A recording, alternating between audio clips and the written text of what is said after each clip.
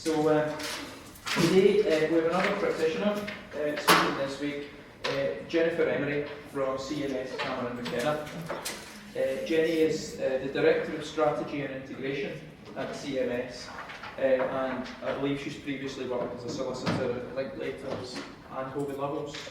Not as a lawyer there, but yeah, I've been there. Yeah. Been in these places.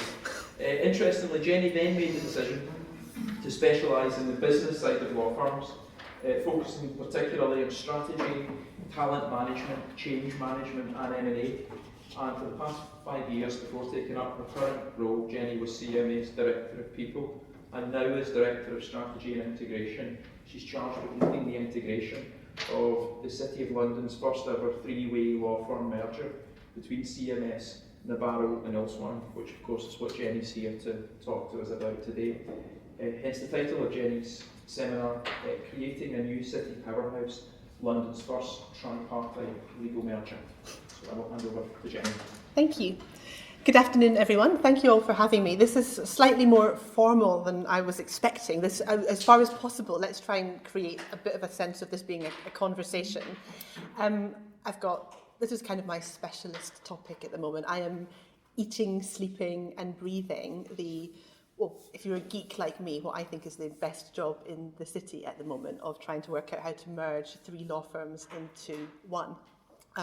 So I could and probably will talk on this at great length, and there are lots of different aspects to explore, but it's really important that this time is useful to you. So if there are bits that are boring and not relevant, signal that by yawning wildly or telling me to move on. And if there are bits that you want to talk about more or understand more about, just interrupt. I will make sure there's time for questions at the end, but equally, as we go along, it would be much more fun for me if it felt like a conversation, so do interrupt. So I thought I would tell you really about broadly 5 things. Mark has outlined to you what the deal is and who the key players are. So what we're doing is merging CMS, which goes by all sorts of names. Its formal name is CMS Cameron McKenna, Allswang and Nabarro, to be one firm from the 1st of May. Its official legal title will be CMS Cameron McKenna Nabarro Allswang LLP, but it will go by CMS, thank heavens.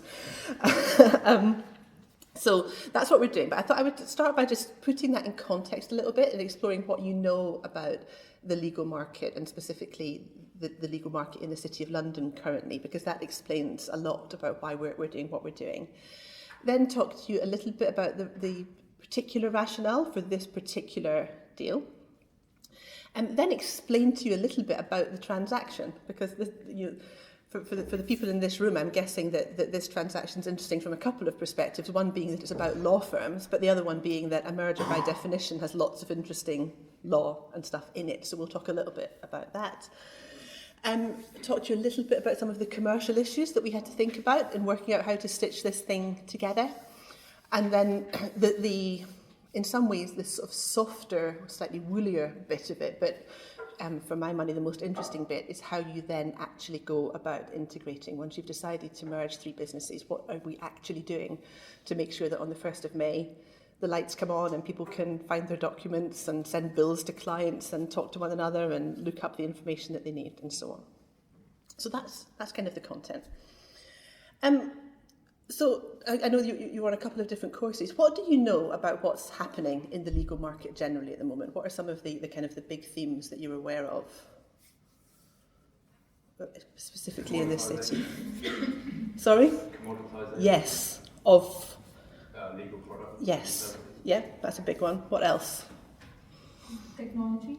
Yeah. Automation of processes. Yes, so technology in lots of ways, you're right. So in terms of automation of documents, but also AI in a slightly more sophisticated way in terms of, being able to do whole kind of sort of, investigations and all sorts of analysis of documents and so on through AI as well. Yeah, that's a really big one. What else? Billing practices changing from hourly to fixed fees. Yes.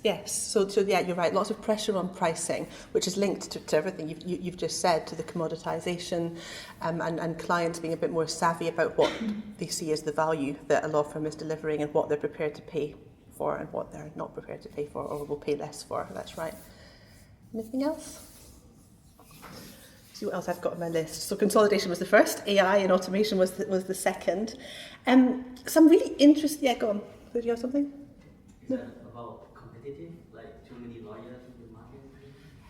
Yeah, the sort of the too many lawyers thing is interesting. Certainly, what I do think the competitive landscape at the, I mean, law firms have been competitive for a very long time. Certainly for as long as I've been involved in them. What I do think is interesting at the moment is that the competitive landscape's changing a little bit. So, you know, certainly in the city for a very long time, there was kind of the magic circle and then everything else. And more these days, the talk is as much of the global elite as it is of the magic circle. So that space at the top is a bit more fluid than it has been. That is true. What else? And I don't know, apart from the general challenges, the Brexit challenge, I mean, for clients of law firms, that law firms are in danger of losing companies that are based in the UK or that have UK subsidiaries to provide services across the EU. So they might lose, I mean, they are in danger of losing clients. So the whole Brexit piece, and that for all that we're not, you know, we're 9 months out almost from Brexit, it's still a bit of an unknown, really, in the city, what the sort of the longer term impact of that will be, because we haven't triggered, Uncertainty to the Yes, clients, so you're absolutely right, it does. Anything else? Yeah. So that there are new market entrants that law firms are not competing with non-lawyers, like service providers, or Yes. giving the same services. And that's a good point, and not one that lawyers like to talk about very much, I don't think, which is that comparatively little of what lawyers do has to be done by lawyers. There are some things which are the exclusive preserve of lawyers, but plenty of the other stuff, particularly in the kind of commercial world, can be done by other new entrants, and I think lawyers could do with being a bit more awake about that. Yeah. Yeah. Outsourcing? Sorry? Outsourcing. Outsourcing. Of the back end of how law firms work, yes, and we can touch on that. What were you thinking what else were you thinking of there? Like maybe some law firms in London, like outsourcing legal work to another country. Oh, okay. So we use all sorts of euphemistic terms for that in our firm. So sometimes we talk about north shoring, which is sending work out of London to other places in the UK. They're a bit further north, or offshoring. But yes, you're right. Quite a lot of that. And linked to the commoditisation or the automation, lots and lots of firms who previously would never have dreamt of having a footprint in the UK outside London, setting up different alternative delivery sort of centres in Manchester, in Scotland, in Belfast, all sorts of places, yeah. What have we missed? You've covered a lot of the ground. The only other bit that I think that I had on my list was a sense that actually where and linked to some of what you were talking about Brexit and all sorts of stuff, where the sweet spot for lots of law firms at the moment is, even if you're seeing a bit of a dip in transactional volumes because of market uncertainty, which we're not by any means in every practice area, is the stuff around sort of regulatory risk and looking at sort of regulated markets and how much more complicated some of those regimes are becoming, and seeing a bit of a growth around that kind of law as well. Okay, so that's what's going on. So if you're a law firm in the city, if you're a CMS who is not quite as big as the magic circle but doesn't want to be regarded as a kind of small mid-market firm, or if you are Allswang, who's kind of made its trade on being a nice niche media and technology practice, is quite young, quite entrepreneurial, but feeling a little bit squeezed. If you're Nabarro, which is a very traditional firm with an absolutely top-notch reputation in real estate in particular, that's in some respects quite a scary market to be in, because you can feel a little bit like pressure's coming at you from all sides. So certainly for CMS, we have almost as a matter of course been open to considering the prospect of merger. And if you know a little bit about CMS, you probably know that CMS is part of a wider, European in particular, network of law firms. It's the biggest, if you aggregate it, it's the biggest law firm in Europe. And even on that basis, the sense had been for a long time that CMS could do with building a bigger footprint in London. So we're on the lookout and talking to various firms in that respect, and kind of looking for the right fit, and we'll explore in a second what the right fit is. And similarly, Olswang and Nabarro, just, good solid firms with really loyal people and a really good client base, but just feeling generally a bit exposed in a volatile market. Leap forward a bit to what this merger creates, and then that gives you a clue as to what the thinking was in doing it. When our three firms merge on the 1st of May, we will be a top 6 firm globally by headcount. You can count top lists in any number of ways, as you will know, but CMS has a lot of people, particularly in Europe. It's a really kind of, it doesn't just have a kind of flag in every city, it has a big presence in key jurisdictions. So it's the top 6 firm globally. In terms of UK headquartered firms, it will be the 6th largest UK headquartered firm by turnover, which puts it just outside that top 5 magic circle. It will have real strength and depth and impact in the city, but also in the UK regionally. We merged a couple of years ago with Dundas and Wilson, which gives us a really strong presence in Scotland. Nabarro have an office in Sheffield and a very small office in Manchester, and Olswang have an office in Reading. We also have an office in Bristol, so it gives us a really interesting kind of regional footprint in the UK, and we can leverage the CMS European network, and all three firms also had presence in the Middle East and in Southeast Asia. So it really gives quite a credible proposition.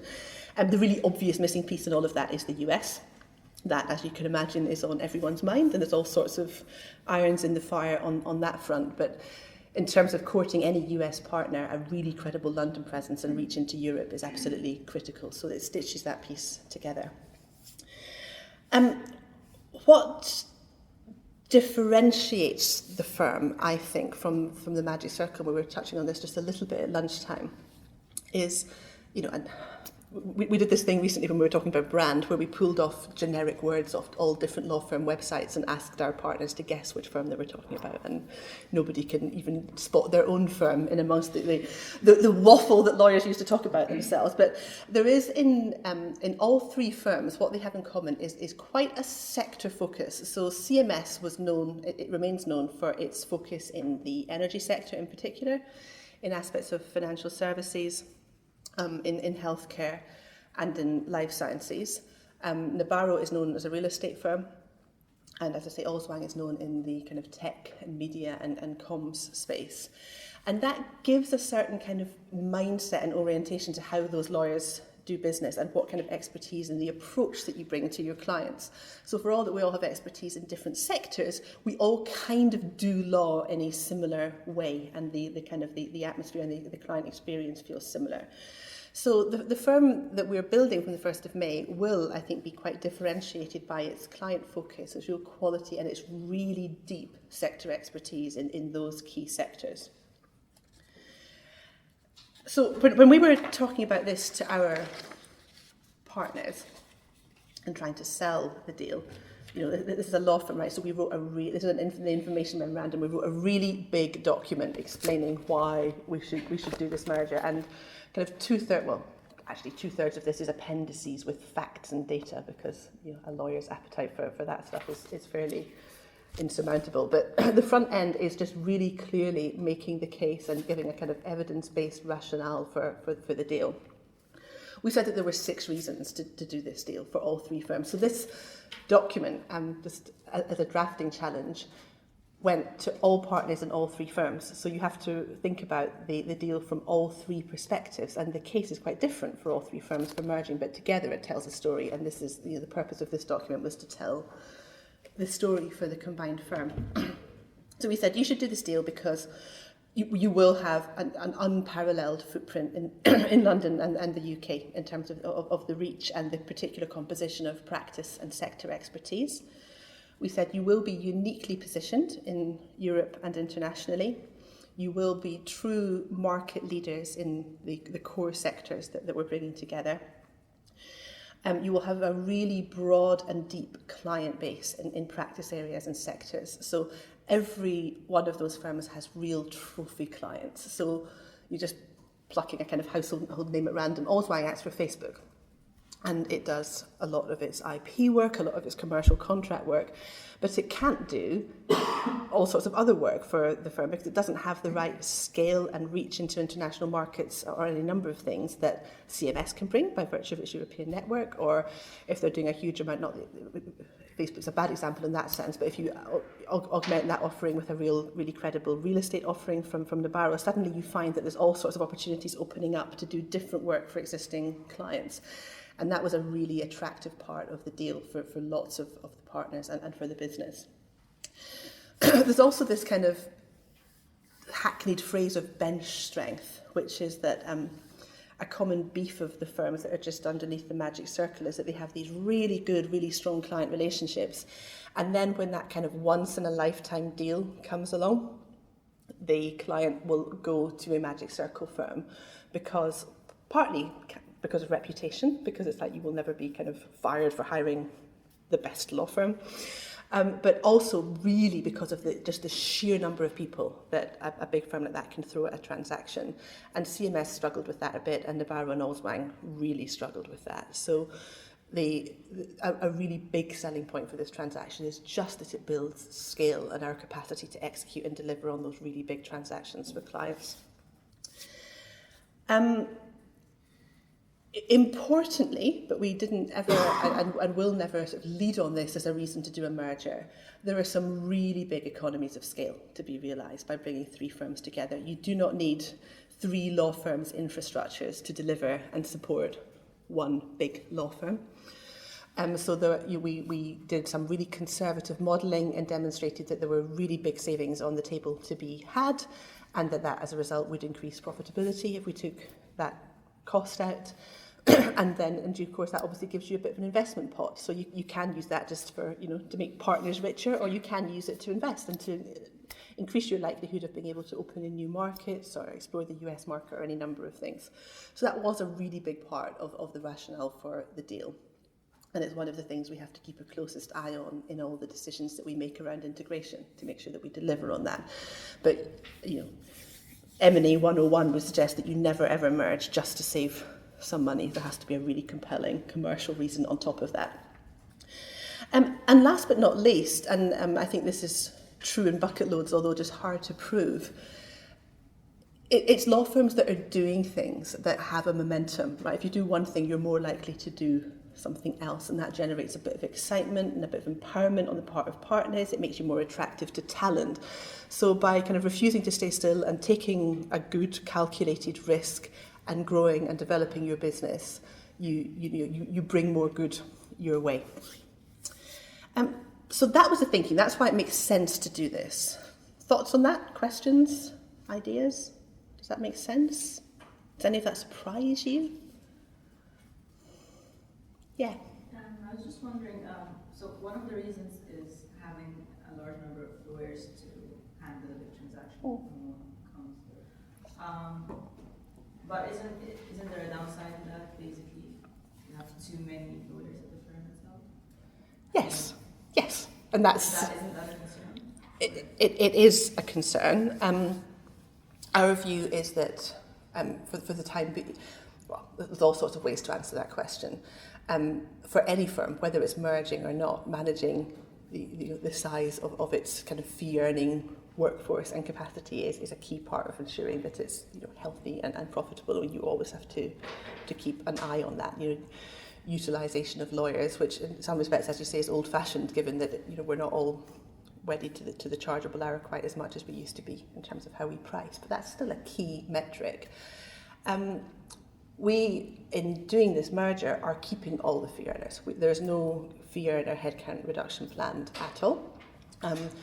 Save that experience suggests that you always lose some people, sort of by virtue of sort of natural attrition of people who use the change as an opportunity to decide that this is not what they want to do anymore, or that they're going to go to a smaller firm. But we're not budgeting for any reduction in fee earner numbers.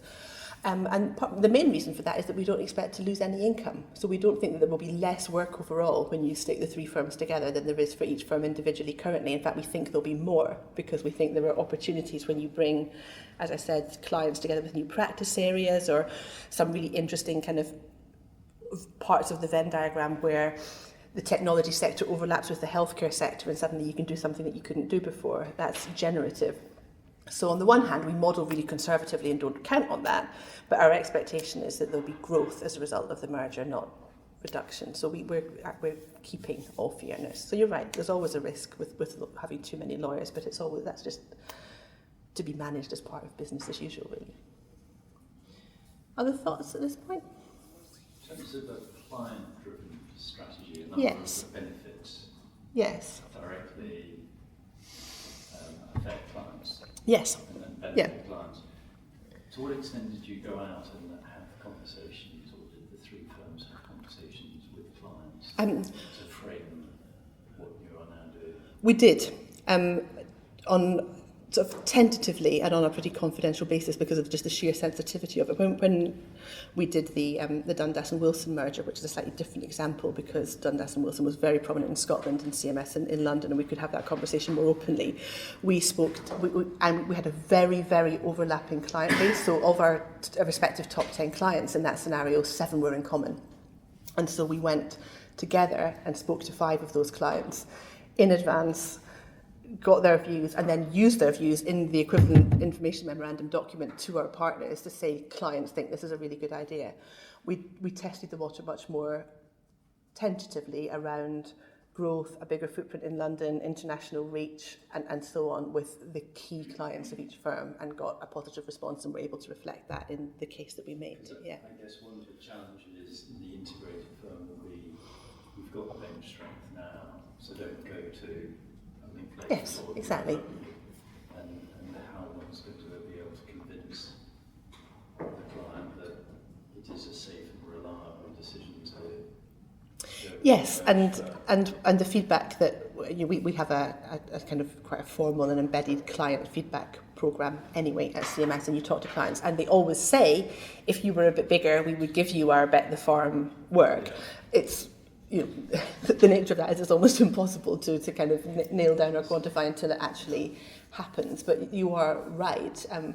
I think part of the trick on that will just be how well the integration goes and looking really joined up and credible. And there's lots of, in terms of talking to clients at this point, there's obviously a lot of legal restrictions around sharing confidential client information with one another and pricing information and all sorts of stuff.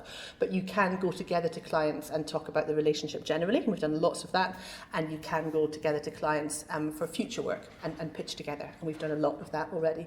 So I think that the more and the earlier we can show that we are a cohesive unit and that there's a real proper rapport even just between the partners who are working to deliver that together, the better our chances are of doing that and converting it into real work.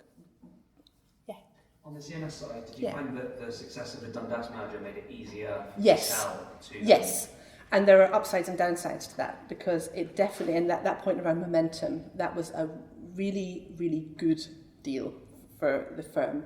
The cultural fit happened really fast, and we could very quickly, which I think is the key to this, we could very quickly point to work that we wouldn't have got but for the merger on both sides, and that makes everybody feel good.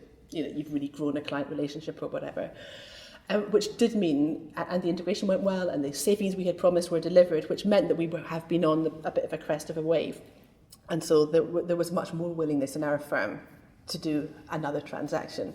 The downside of that is that the Dundas and Wilson merger was comparatively easy, because that was a £50 million business joining a £200 million business, and this essentially is a doubling in size in London, and the level of complexity is that much greater. And so part of the challenge is how you engage partners in a realistic way with the scale of what you're asking them to do and the scale of change that is coming their way without terrifying people.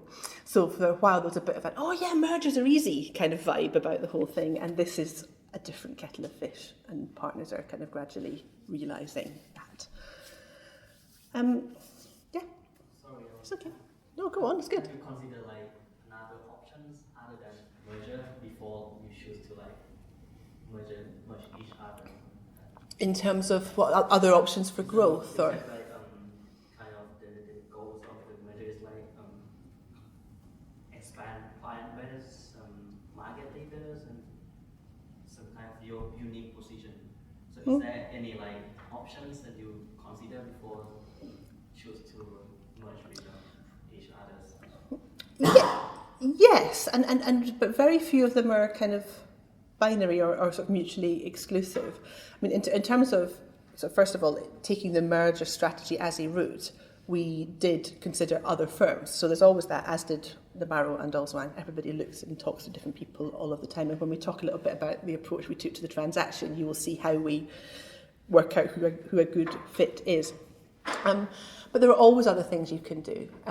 So, you know, at the other extreme end of the kind of the spectrum of options, I guess, sort of mid-market firms in, you know, sort of dark nights of navel-gazing and contemplating their future, talk about, you know, whether you should go a more niche route and be quite distinctively one thing and one thing only, rather than pursuing a growth strategy. But there are obviously almost an infinite number of other more targeted ways to grow. You can take teams in, you can grow very slowly and organically internally, you can take on selected lateral hires, all of which we're continuing to do.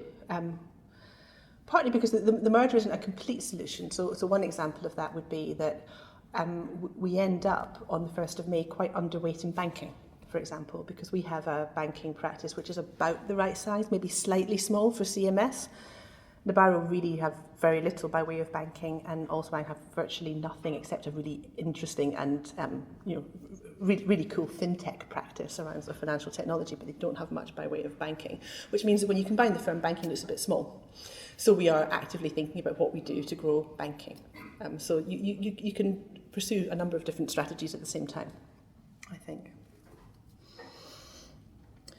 So shall I talk to you a little bit about the approach to the transaction and what we did on that front? So the first thing, which I guess sort of might surprise you a little bit, depending on how much you've been around law firms and if you're kind of coming at it from a kind of academic perspective. The first thing that we tested really hard is cultural fit, because that matters almost most. And we didn't do that in a hugely scientific way, but this merger came about through personal relationships, because a couple of the senior partners at our firm knew a couple of the other senior partners at other firms very well, and there were conversations. And then you gradually just start expanding those conversations. And the first formal event that I went to in pursuit of this merger was a dinner with some key members of our board and some key members of, at that stage, the Barrow board. Initially, the conversations happened separately, and then we brought them together. And there's kind of no magic to that litmus test. It's around, did we have a nice dinner? Was there lots of chat in the room? Did I find it hard to interrupt people and have to bang on a glass with a fork a few times to get some sort of quiet to talk about what we were going to do next? Yes, because it just feels good and it feels like like-minded people in the room. And when we've spoken to other merger partners previously, that hasn't been the case, and there hasn't been that chemistry there. And I think that's really interesting, and something that's probably quite unique in terms of its real emphasis to professional services, or at least to people-led businesses, that certainly in the view of the three firms involved in this merger, it didn't matter how compelling any other aspect of all the reasons to do or not do this deal were, unless it feels like the partners in the business can work together, it wasn't ever going to go any further. So the first thing is really to do that.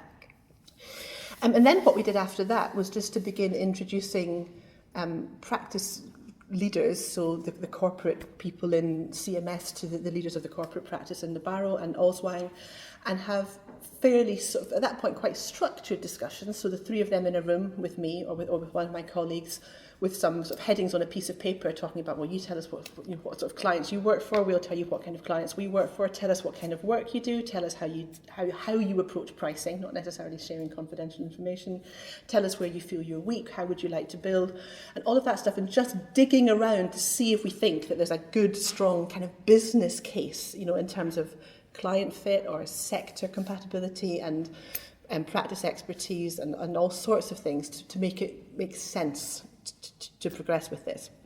And that was a real milestone. Once we'd completed those discussions and kind of done that whole piece of due diligence across the firm, we had to decide at that point and take it to all three of our boards and say, this feels like it makes sense from a business perspective. Would you like us now to go further and begin doing some more formal due diligence and modelling and so on? So that is just a lot of groundwork and a lot of just talking and exploring relationships. So that's the next big thing we did. You then have to set a few hairs running in parallel. This is just, you know, how to do an M&A transaction. So you have to work out whether there's a basis on which the deal can be done. So what are the kind of the key terms that we all might be able to agree to in this transaction? We can talk a little bit more about that in a second.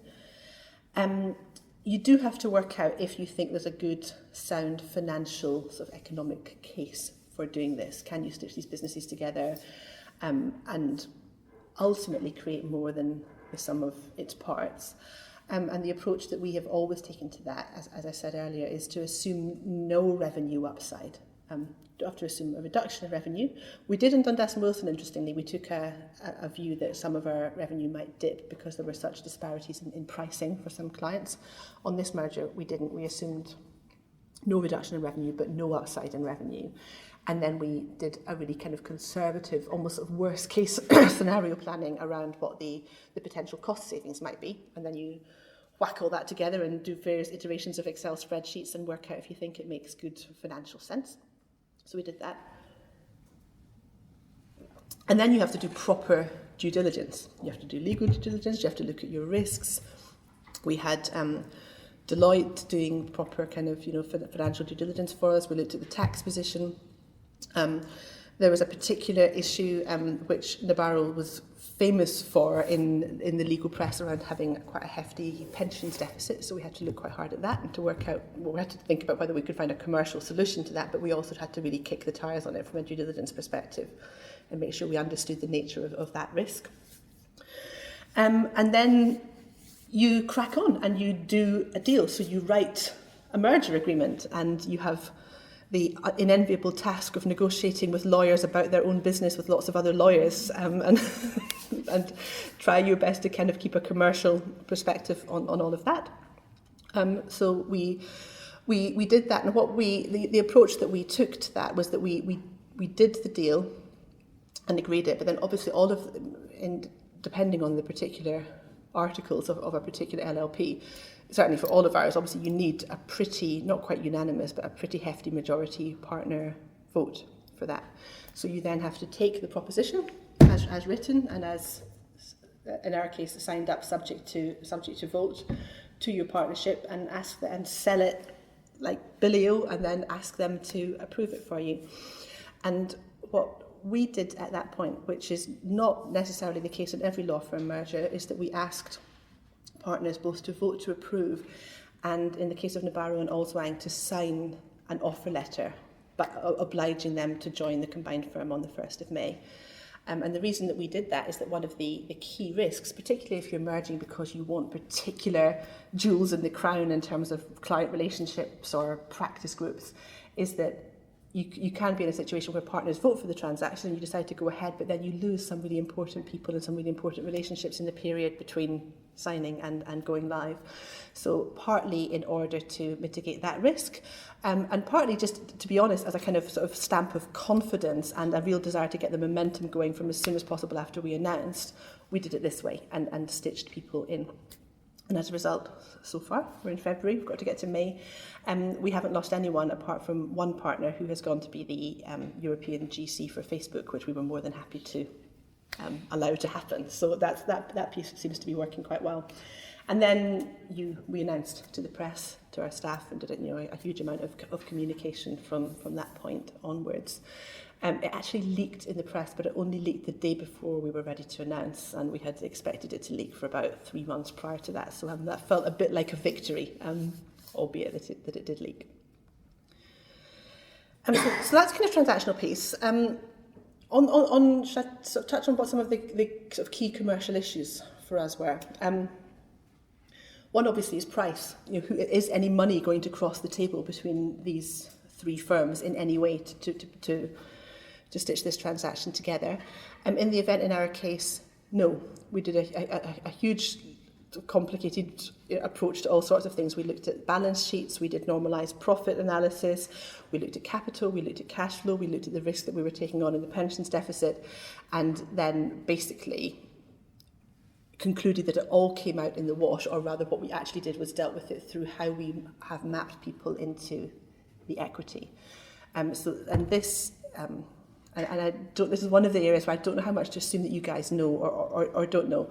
In all three firms, and certainly in CMS, All partners are equity partners, which means that they own the business, and it's largely constructed on a lockstep basis. It's modified and it's a bit more flexible than a traditional lockstep might be, but that's how it works.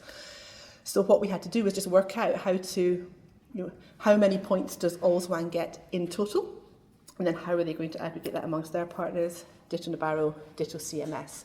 And that was just a huge part of the commercial negotiation in the transaction. And there were just so many aspects to that, because one is that this is where the deal value is essentially being negotiated. So you've got the kind of the macro level, but then you've got decisions about individual partners. And in terms of what that feels like, if you fast forward to the 1st of May, and you have 3 real estate partners, one who's legacy Nabarro, one who's legacy Allswang, and one who's legacy CMS, and they are all taking they all have a certain amount of equity, and they have a particular position on the lockstep.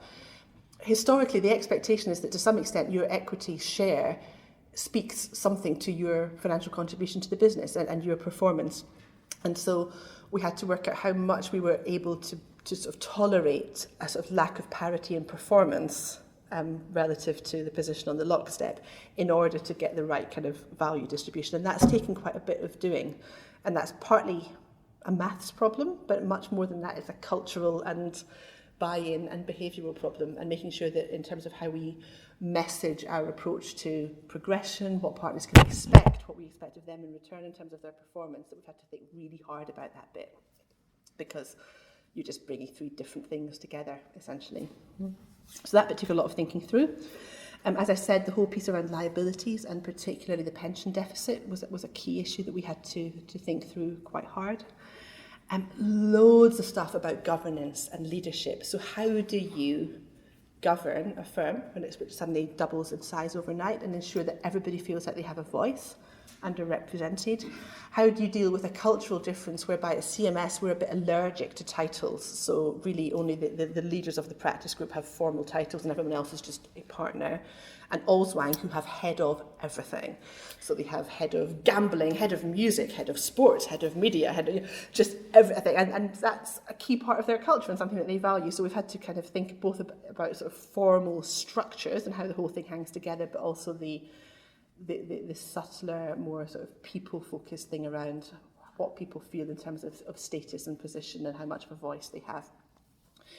As it stands, from the 1st of May, we will have a board that comprises 27 people, which is ridiculous. So Management 101 will tell you that is not really a very good idea at all. So we've done quite a lot of work with, and the reason for that is because we wanted the representation. So we have certain practices that we need to have represented, certain international jurisdictions that we need to have represented, and we wanted to have the right number of people from Nabarro and Allswang and CMS with a voice around that table. That's only for a transitional period, it's for 2 years, and almost certainly after that we will choose to make the board a lot slicker. It's very hard even just to get a table big enough and be able to make eye contact with everybody around, that's more people than are in this room by quite a long way, so it's quite a big board. We've got a couple of big practice groups. So real estate, for example, we have a long-standing, very good head of real estate, one of our kind of most sort of senior and favoured partners, who has grown a business more or less from scratch and has been cheerfully running a £30 million business for us for a long time. When we stitch the 3 real estate practices together, that will be a £100 million business. And he will not know everybody in that business, and he is being asked to co-lead the business, so there'll be 2 leaders with a person from Nabarro. So there's just so many dynamics in that around how you structure that, how you put a team of people around that, what leadership interventions you want to use to take lawyers who love being lawyers and try to do a little bit of management on the side and lead to the extent that they do lead by intuition and by virtue of having had relationships with people over a very long time, and how you turn them into skilled and competent leaders of a new firm where they don't know everybody and suddenly their turnover has increased 3-fold in their business. So there's loads of stuff in there, and that is one of the biggest things that I'm spending my time doing currently as part of the integration, is to equip those leadership teams for the big challenges that are coming their way.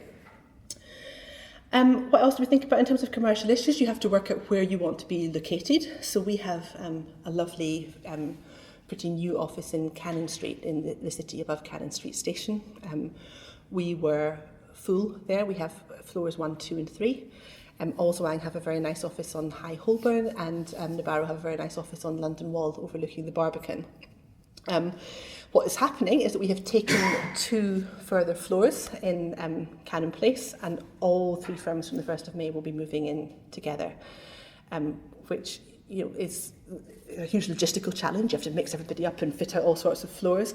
It also meant, if you think about what we were doing commercially, we had to try and run the negotiations for taking in that extra space at the same time as we were running the negotiation to do the merger, and not be left in the kind of nightmare scenario where we had committed to taking 2 extra floors of space and then the merger transaction fell over, but not going ahead with the merger without knowing that we had the space to put people. So there was a lot of thinking and juggling around that.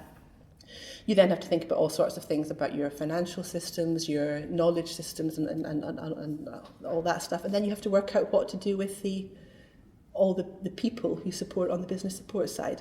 And when we talk about cost savings, that's to a large extent a nice sort of clinical sounding euphemism for the fact that we need to lose a lot of heads on that front. And so the hardest bit of the integration, and the bit that I've been most involved in for the past kind of 2 months, has been headcount rationalisation in all of the business support functions, and to a large extent among secretaries as well, which is a really big change for the firm. So those are that was a really whistle-stop tour of the transaction and the commercial issues. And then the last thing I was going to touch on, if we've got some time, is just a bit more of colour around how we integrate. But what questions about that bit? What are your thoughts? It's not because our session tomorrow is around remuneration systems. Can I ask that? So, from what you said, it sounds as if the modified lockstep that was in CMS is going to be the model for the combined. Yes. What did the other 2? Are you able to say what the other 2 firms' remuneration systems were, and yes, anything that comes out of choosing your modified systems? Yeah. Yes. Nabarro, in some respects, similar to CMS, as in it was a modified lockstep. Actually, maybe, let me say a little bit about this. Before merging these 3 firms became my specialist topic, the partner model at CMS was my specialist topic, because when I first joined CMS, the first thing we did was to change the partner model, and I led on that.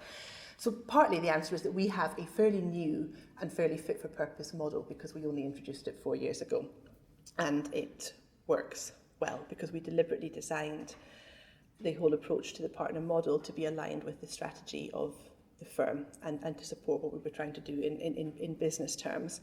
And we also made sure that when we were talking about the partner model, we weren't just talking about remuneration and progression through a lockstep. We looked at how you define what good performance is, what financial metrics you use, what other things you use alongside financial metrics. We put in place a whole partner development and support program, because previously we had wonderful learning and development for everybody until they became a partner, and then we just stopped developing them. So we've changed that. We put in place an appraisal process, and then we changed and modified the lockstep and put some kind of gateways in. So the whole thing, the answer is kind of ours works and hangs together quite well. Nabarro have a modified lockstep also. There's a much bigger stretch from top to bottom than we have had, which culturally didn't fit so well for us. And generally, just much less transparency around that. Also in CMS, it's kind of one man, one vote. So in terms of sort of voting rights within the partnership, it was very equal. Whereas in Nabarro, voting goes with equity. So that combined with the stretch and the equity made the kind of the power differential feel that much greater from top to bottom, and that will shift in ours. Oldswang is just a bit of a mess, to be honest, in terms of how it remunerated people, which is part of its problem. So it had a kind of, half of it was around sort of lockstep and half of it was more what you kill. But again, almost, you can have, she says, generalising wildly, you can have almost any remuneration system if you have transparency and consistency of application and everybody understands what the rules are. And in Oldswang, they didn't and don't, and that has been a problem for them. So ours is a bit clearer. Yeah? See, from a slightly related point, from a career progression point of view, if I'm someone who's going to the partner, or thinking in line for partner, say Nabarro or Oldswang, and then this bombshell hits, this merger, you're gutted at this point, right? Yeah, So. yeah. So basically, I would be gutted then. No, well, you would be, because I think that's the emotional response, and a huge part of the integration is thinking about how it feels from an individual's perspective.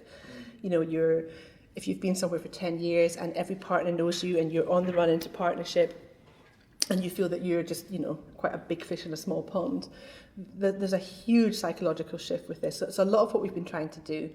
Well, partly it's just clarity, you know, job roles, job titles, you know, how does it work? Where do I sit? Who do I report to? Who does my appraisal?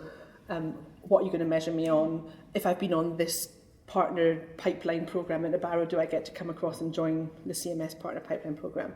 But more than that, it's around reassuring them in terms of leadership and people and who are they going to be working with. There's a real fear on the part of some of the guys from the smaller firms that we're somehow at CMS very rigid, and if we put you in team A, that means you're never going to see your mate in team B again or have any ability to have your career influenced or progressed by them. So there's just been a lot of, we've been running over the past few weeks just what we're calling open door sessions, and just having people in a room like this and just letting them ask any questions they have of me and of the kind of the managing partners of each of the three firms, just to try and get under the skin of some of those concerns and reassure people around what's happening. Yeah. It's like a minor point, but why is location such an important thing for the merger to be successful? Why do all of them have to be in the same office, given that geographically they're all located in London? What was the reason for that being an important? It's a really good question, and there were lots of ways of answering it. And I mean, I guess the first point is to say is we looked at just leaving it as it was, at the financial case for that, and then the wider implications of it. I mean, in sort of hard-nosed financial terms, it's not as efficient, right? You have to run 3 reception desks, you have to have air conditioning on in 3 buildings, you have to clean 3 buildings, you have to cater 3 buildings. But for my money, that's a relatively minor point. The real point is that law firms, and I know some of you have sort of worked in law firms before, so tell me if you think I'm wrong, are people businesses, and the opportunities, you know, I can write any number of long papers that say theoretically there should be a very good opportunity for somebody in healthcare to go and explore with the technology team what the opportunities are there. It doesn't count for anything compared to the value that comes from people being able to meet each other by the water cooler and have that conversation and work together.